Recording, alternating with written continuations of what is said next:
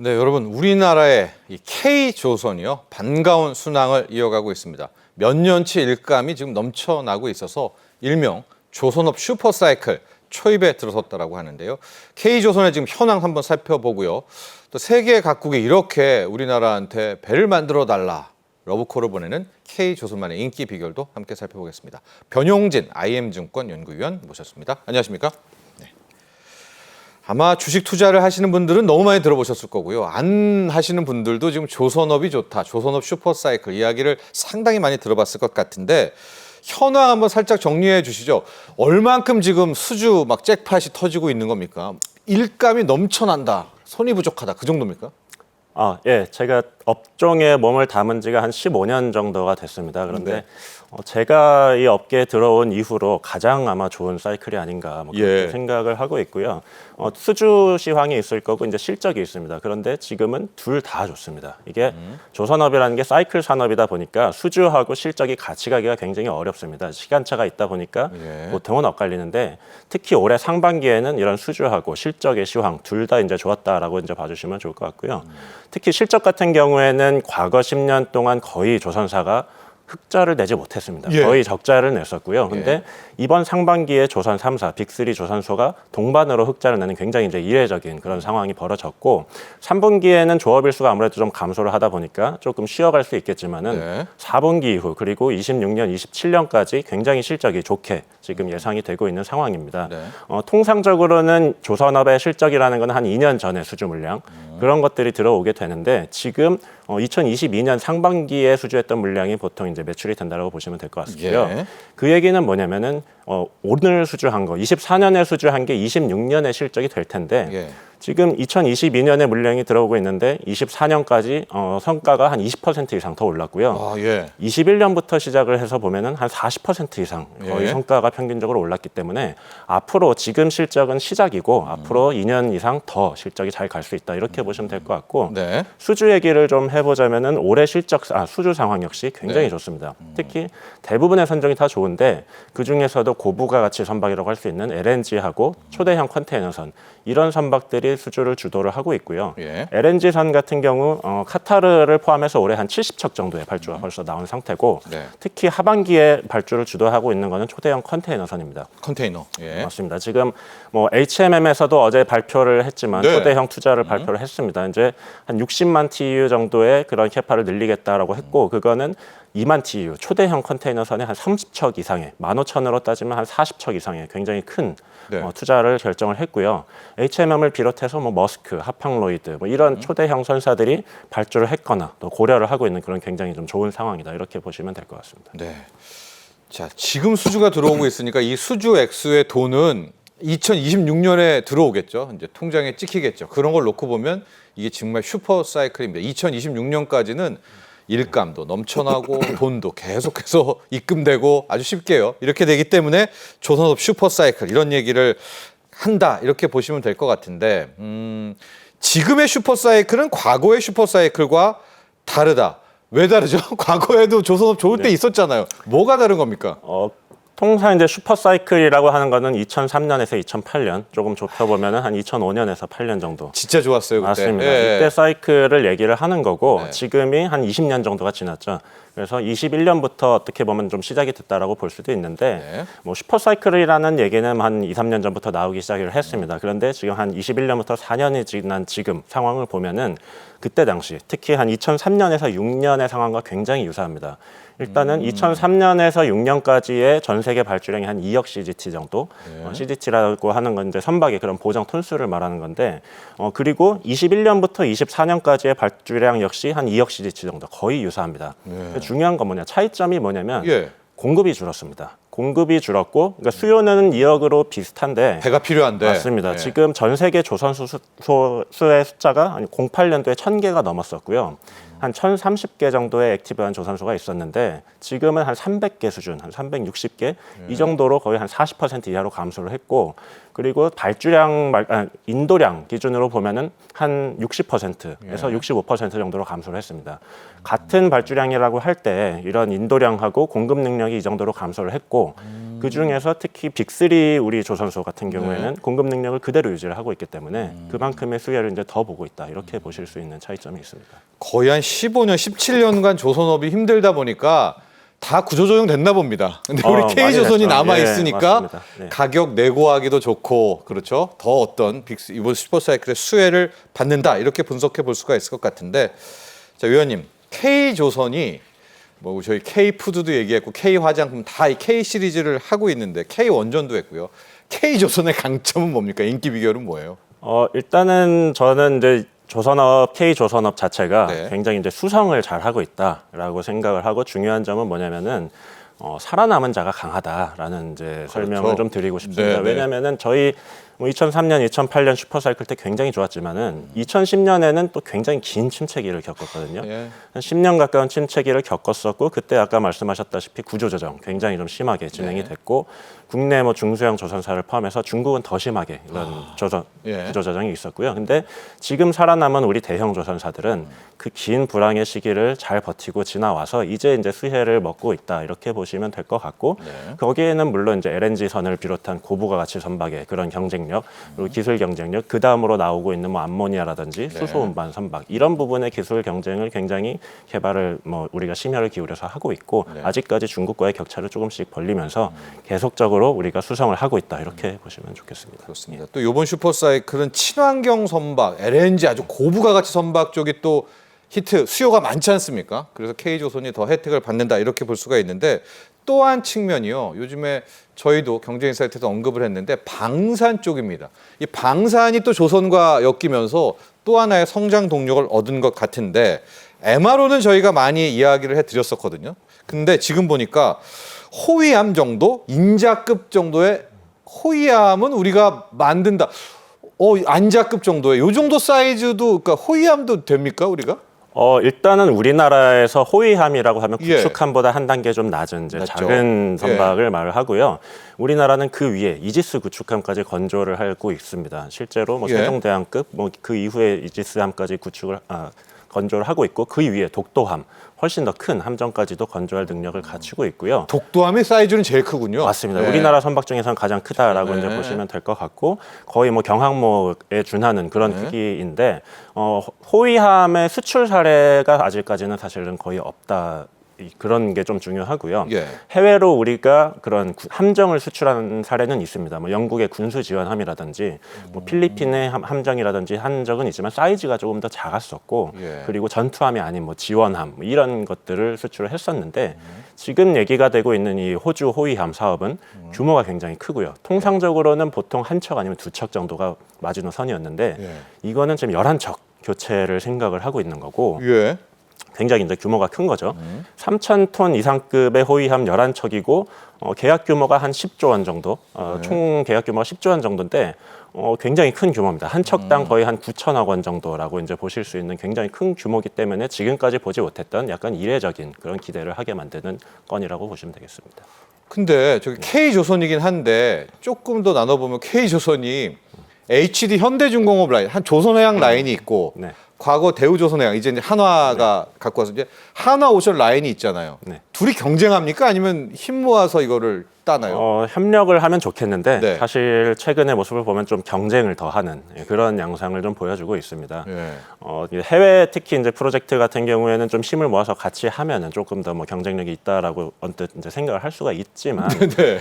그 하나그룹에서 대우조선해양을 인수를 하면서 예. 아무래도 이제 그런 협력보다는 약간 경쟁 구도로 조금 가고 있는 양상을 보여주고 있고 예. 뭐 이런 이제 해외 MRO 사업을 포함해서 이제 호주 호위함 사업 뭐 그런 것들에서도 약간 각자 입찰에 참여를 하는 그런 모습을 보여주고 있습니다. 그래도 K조선이 호주 호위함 이 입찰은 K조선이 따는 건 맞죠? 누가 따나요? 혹시 뭐 일본이 따면은 안 되잖아요. 지금 예. 올해 호주에서 발표한 이제 협상 대상자는 일본, 스페인, 독일 포함해서 이제 우리나라까지 4개국인데 그래요? 일본 같은 경우는 물론 이제 자국의 그런 함정은 잘 짓지만 수출 사례가 사실상 거의 없습니다. 예. 그래서 일본보다는 아무래도 우리나라가 유리하지 않을까 그렇게 생각을 하고 있고요. 다만 이제 스페인이나 이제 독일 같은 서방권 국가는 아무래도 호주하고 조금 더 이제 국가적인 관계가 가깝다 보니까 무시를 할 수는 없지만 이런 함정 건조 능력 측면에서는 우리나라가 굉장히 세계 최고 수준을 유지를 하고 있기 때문에 네. 가능성을 작게 낮게 보고 있지 않습니다. 네. 그리고 이제 방산의 또 한 축이 유주 보수를 하는 MRO 사업소고요. 여기에서도 네. 이제 괄목할 만한 성과가 있어 저희가 많이 전해드렸었는데 실제로요 이달 초에 윌리 슈라호가 거제황에 들어와서 우리로부터 정비를 또 받았다라고 합니다. MRO 쪽도 앞으로 좀 새로운 성장 동력이 무궁무진하게 열려 있는 건가요? 예, 일단은 그 신조선도 있지만 네. MRO 쪽을 굉장히 이제 현대중공업하고 하나오션이 적극적으로 참여를 하고 있는 상황이고 하나오션이 조금 더 적극적으로 하고 있는 것 같습니다. 현재까지는. 그렇죠. 네. 일단은 하나오션 같은 경우에는 미국에 있는 필리 조선소를 직접 맞아요. 인수를 하기도 했었고요.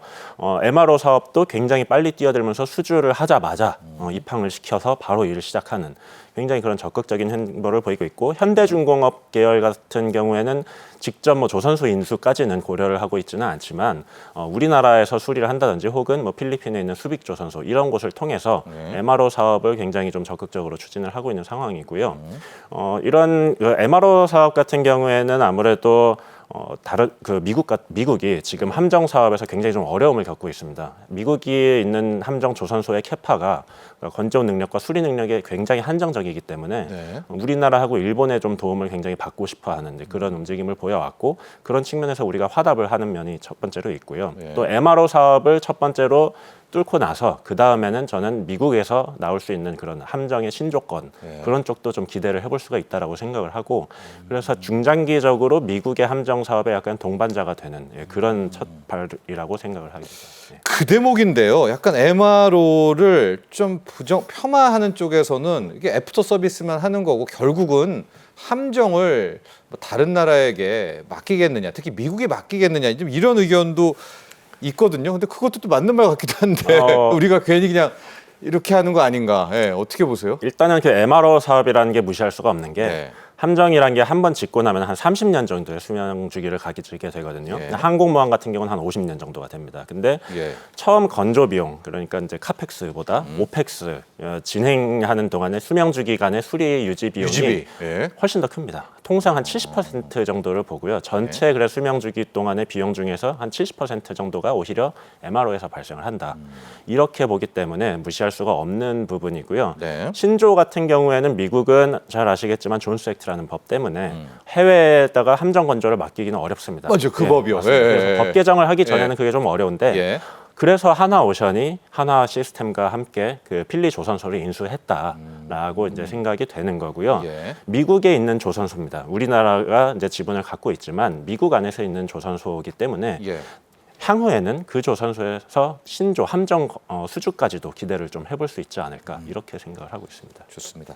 그리고 저희 K조선의 또 한 축이 해양 플랜트입니다. 이제 조선업 공부하고 주식에서 조선업 투자할 때 보면 플랜트 쪽도 이게 막강하지 않습니까? 또 LNG 좀 터미널 뭐 관련해서 얘기들이 굉장히 많이 나오는데 이쪽도 좀 부가가치가 있는 거죠, 해양 플랜트도. 해양 플랜트는 아무래도 이제 우리나라 조선소들이 좀 트라우마가 있습니다. 왜요? 2010년대 초중반에 굉장히 좀 손실을 많이 입었었고요. 그때 이제 굉장한 붐이 일었었을 때 수주를 많이 했다가 이제 손실이 좀 많이 난 경우가 있어서 지금은 수익을 낼 수 있는 한에서 좀 선별 수주를 해서 최소한의 수준으로 그렇게 좀 유지를 하려고 하고 있고요. 네. 해양 플랜트라고 보기에는 조금 어렵지만 비슷한 뭐 그런 일종의 FSRU라든지 LNG FSU 같은 그런 부분을 최근에 조금 더 적극적으로 하고 있고 네. 삼성중공업이 하는 FLNG 이런 부분들 뭐 열심히 하고 있고요. 특히 최근에 HD 현대그룹에서 수주를 하게 된 그 FSU 개조 네. LNG선 화물선을 해상 터미널로 개조하는 이런 프로젝트들 조금씩 시작을 하고 있습니다. 그건 뭡니까? 이게 가능한 건가요? 네, 일단은 그 노후 LNG 운반선 화물선을 저개발 국가 같은 데서는 이제 육상 플랜트에 투자하고 이런 것들이 좀 부담스럽기 때문에 이런 해상에 세워놓고 네. 좀 개조를 통해서 약간 좀 간이식으로 할 수 있게 되는 뭐 LNG를 해상에 보관할 수 있는 FSU라든지 혹은 재기화까지 할 수 있는 FSRU 이런 식으로 활용을 해서 하려는 수요가 있습니다. 이게 뭐 1년에 많게는 뭐 한두 척 사실 많이 나오는 것들은 아닌데 예.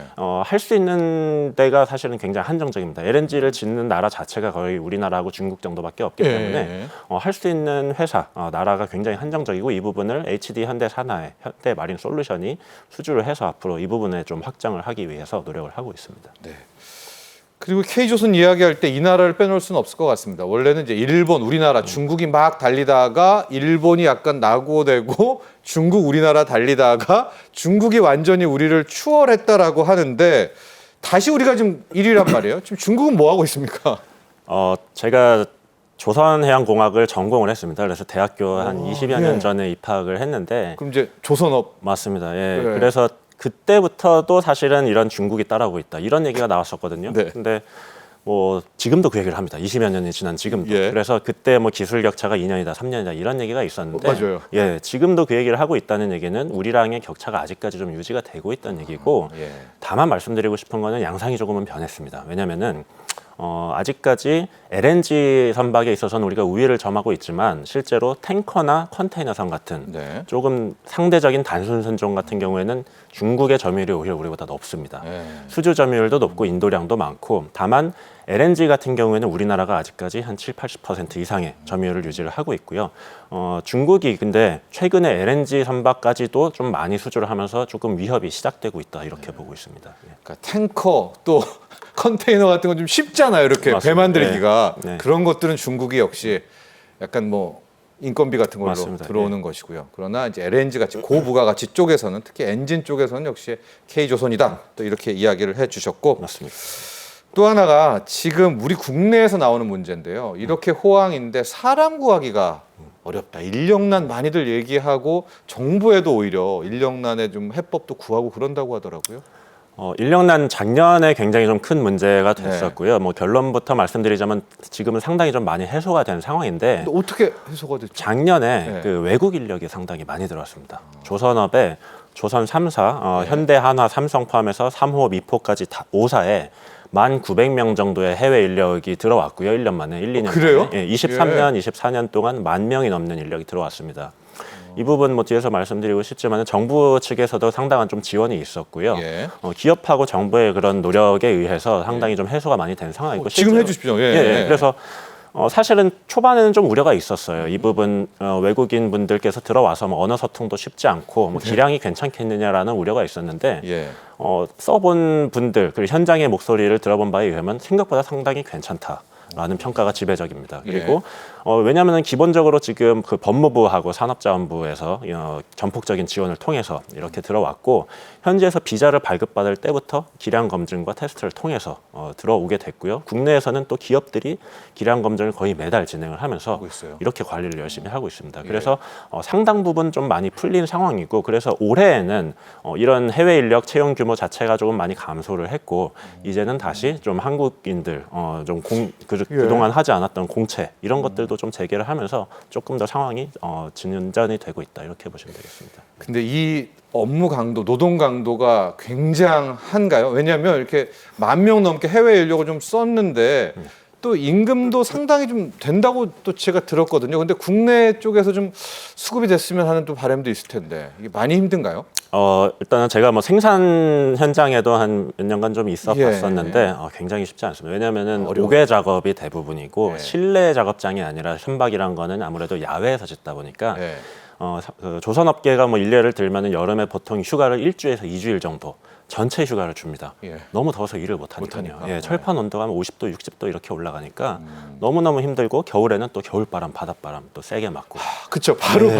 바다니까. 그래서 굉장히 좀 3D 업종이라는 건 부정할 수가 없고요. 예. 최근에 이제 뭐 최저임금도 오르고 전반적인 생활 수준도 올라가고 하면서 아무래도 힘든 일에 대한 뭐 기피 현상은 좀 부정을 할 수가 없는 부분이고 그런 부분에서 근데 그것뿐만은 아니라고 보고요. 전반적으로 뭐 우리나라가 뭐 군이라든지 여러 산업에서 다 인력이 부족해지고 있는 게 뭐 맞는 것 같습니다. 그래서 내국인만으로 채우기에는 이제 지금은 조금 상황이 바뀌었다라고 보는 게 맞을 것 같고 네. 외국 인력 한번 채웠고 이제 내국인으로 좀 더 채우면 좋겠지만은 향후에는 좀 외국인도 좀 열어놓고 그렇게 좀 진행을 하는 게 맞다라고 생각합니다. 예. 이게 뭐 바꿀 수 없는 큰 방향 전환이 이제 일어났다. 또 이렇게 조언을 해 주시네요.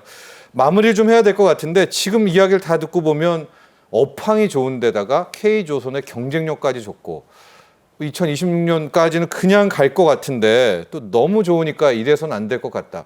우리가 이거를 더 압도하려면 어떤 점이 좀 필요하고 또 보완해야 될 점이 있다면 뭘까? 한번 마지막으로 제언을 좀 부탁드립니다.